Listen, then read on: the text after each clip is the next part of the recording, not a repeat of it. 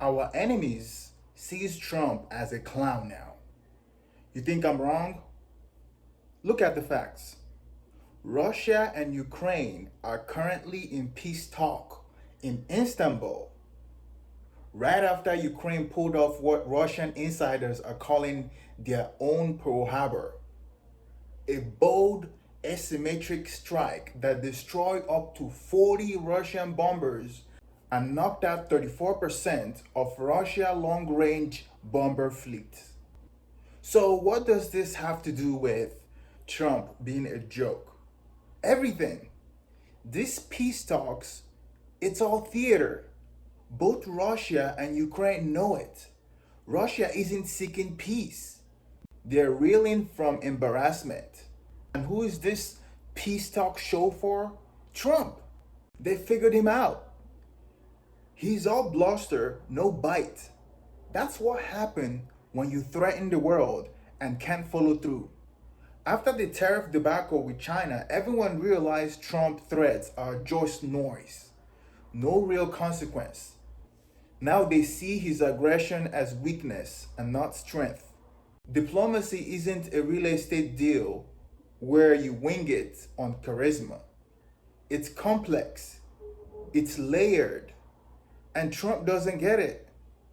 His first mistake is walking into negotiation with Putin without his European allies.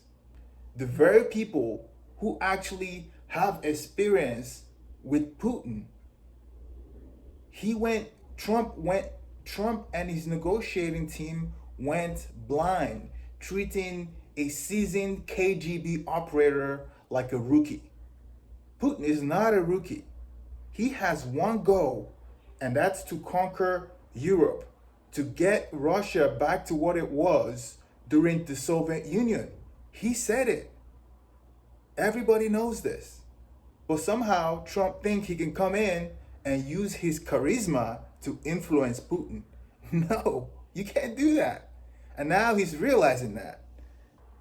And let's not forget what he did to Zelensky in the Oval Office, humiliating him in the Oval Office, accusing him of starting the war, basically handing Putin all the propaganda he needed to remotivate a demoralized Russian army. And that wasn't strength, that was a gift to the enemy. After all Trump's appeasement to Putin, Putin still launched his largest assault. And that was when Trump came in and started calling Putin crazy. So after he called Putin crazy, that was Trump's desperate pivot from appeasement to insult. That was when he realized what they've been telling him all along was true, proving Trump had no plan, no leverage, just reactive outburst. He claimed to know Putin. No, you don't know Putin. You got played like an amateur. Now, the Europeans are calling the shots. Germany has green lighted Ukraine to strike deeper into Russia. Zelensky says his plan had been in motion for 18 months. I mean, the plan with the drones. And the US official didn't even know about it. Maybe our intelligent community, the so-called deep state, but they kept quiet, knowing that Trump could botch it. And now, Ukraine is operating independently. Of course, this operation needed some technical support from either European or US allies because you need some surveillance for this drone attack to be successful. So I'm guessing he used the European allies because now he knows that Trump is not reliable. So as a result of that, Ukraine has become a drone superpower. This is no longer a conventional warfare. It's an asymmetric high-tech fight. And we are watching, and America, the world superpower, is now watching from the sidelines.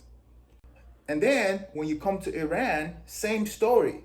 Trump is scrambling for a deal nearly identical to Obama's, the one he tore up.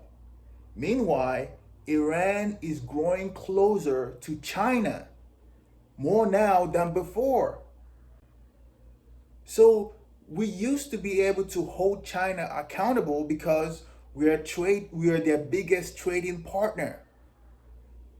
So our sanctions were effective. Not anymore. Because Trump decided to cut ties with China with this tariff debacle. You can't go into a tariff war without your allies. You need alliances. That was how the United States became a superpower, by leveraging the support and the alliance of America's allies. All Trump's tariff has done was to weaken America's leverage over China and make China stronger, and America's enemies are able to bypass US sanctions. And here's a punchline. I actually liked Trump on his first term. At least back then, he had people that are willing to say no to him. But now he's surrounded by sycophants, driving America off a cliff.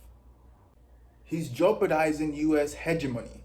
And when the dollar stops being the world reserve currency, it's over. We won't be able to pay off our debts. It's 36 or 37 trillion.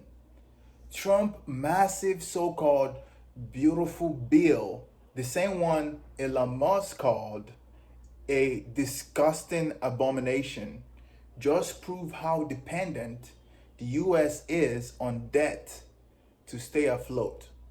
God help us, because if this continues, we're just going to lose influence.